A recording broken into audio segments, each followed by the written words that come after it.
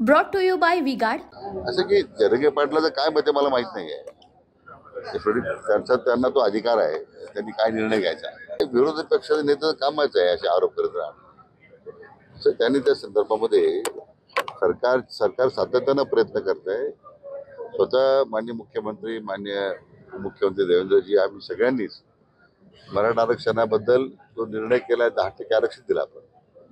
आणि त्यावेळी सरकारची भूमिका सुस्पष्ट होती की कोणत्याही भाइयों बहनों, उनके राज में पावर रहे अनस्टेबल और हम रखे सब स्मूथ और स्टेबल।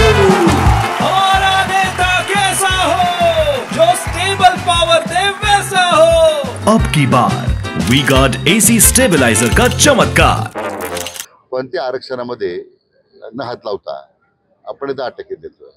मला वाटतं गैरसमज पसरवण्यामध्ये जसं लोकसभेमध्ये विरोधी पक्ष विकासाच्या मुद्द्यापासून जनतेला त्यांची दिशाभूल करत एक निगेटिव्ह नॅरेटिव्ह सेट केला होता.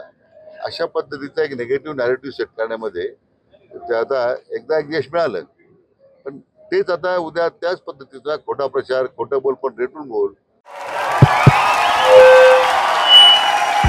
उनका बैकअप सिर्फ कल तक और हमारा चांद तक। हमारा नेता कैसा हो जो नॉन स्टॉप बैकअप दे वैसा हो। अब की बार वी-गार्ड इन्वर्टर बैटरी का चमत्कार। या पद्धतीने आज विरोधी पक्ष सातत्याने याबद्दल प्रतिक्रिया व्यक्त करत असतात. Brought to you by Vigard.